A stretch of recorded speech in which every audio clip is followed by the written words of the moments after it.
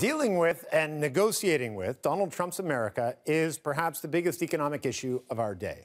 An America First policy, a potential border tax, and concerns over the very future of NAFTA. Well, when dealing with Trump, turn to the art of the deal. And now, a Montreal think tank has a proposal. Trade away some of our own protectionism in the dairy sector for concessions in softwood lumber.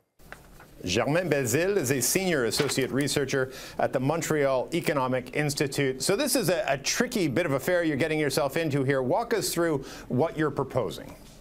Well, we're going to start high-stake negotiations with the Trump government pretty soon about NAFTA.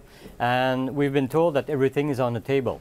So we figured that, well, we have a pretty good bargaining chip, in fact, in these negotiations. In fact, the dairy industry in the United States has been asking for quite a while the U.S. administrations to renegotiate dairy and poultry and eggs and all the rest, which are subject to supply management in Canada.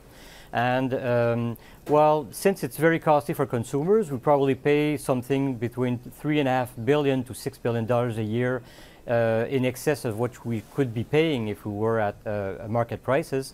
Well, why not propose the Trump administration the following? We'll get rid, over a period of maybe 5–10 years of supply management. We'll compensate the producers, and in exchange, well, let's negotiate a final deal on softwood lumber.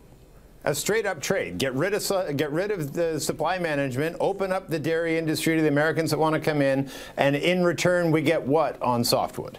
Well, we get free trade in softwood. For the moment, we've been, let's say, menaced with tariffs up to 25% on our softwood exports to the United States.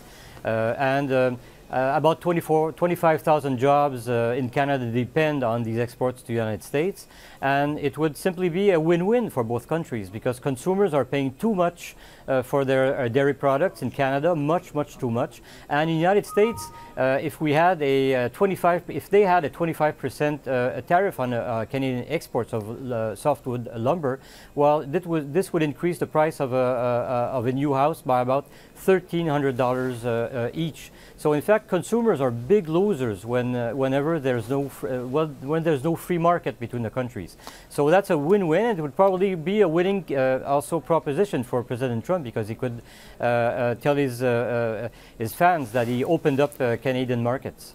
Okay, there's a lot to unpack here, not least of which is the fact that the dairy industry is going to run you out of town in Quebec for talking like that. But I want to start with the softwood side. Our government maintains that we're legally in the right on this dispute. Why would we give that up if in fact, we're on the right side of the law on that? Well, we've been having a dispute with the United States for decades now on the subject. It's never over. And why not go to a fully liberalized system? And quite frankly, we should have gotten rid of our supply management a long time ago. It's happened in Australia, in New Zealand, and in fact, we're just about the only ones left with this system. And for political reasons, because of the political dynamics in Canada, it's very difficult. Well, now is an occasion because, in fact, we can put one sector against the other, let's say. And in fact, it's a win-win proposition for consumers in both countries. So because of political reasons, it's very difficult to liberalize milk. Well, now is the good time to do it. Okay, now let's get to that, because you're in Quebec, where the subject of the dairy industry and dairy producers, it's like a third rail in politics, specifically there.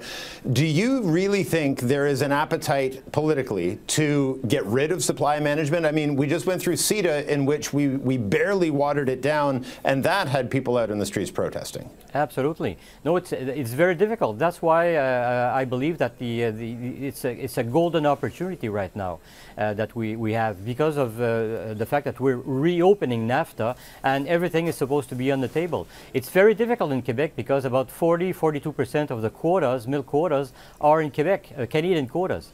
So Quebec producers are really certainly not happy with our proposition here.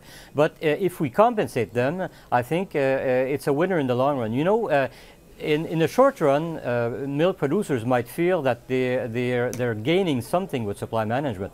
But in fact, supply management prevents them from exporting. It prevents them from expanding their industry. It reduces the quantity demanded of milk to produce ice cream, cheese, and all the rest. Our cheese is not competitive because it's too expensive because of the price of milk. So a lot of problems could be solved at once, but we have to compensate, I guess, our producers. And you know what? The same thing happened with taxis. They were completely opposed to the arrival of Uber, and now it's happening in most cities in the country. And then I guess just on the bigger, broader sort of zoom out to 30,000 feet on this, isn't this sort of single issue, or I guess double issue in this case, ad hoc horse trading, exactly the kind of thing we want to avoid? And doesn't this set up a dangerous precedent where next time there's a dispute, they say, fine, we'll deal on that, but you got to give us on something else?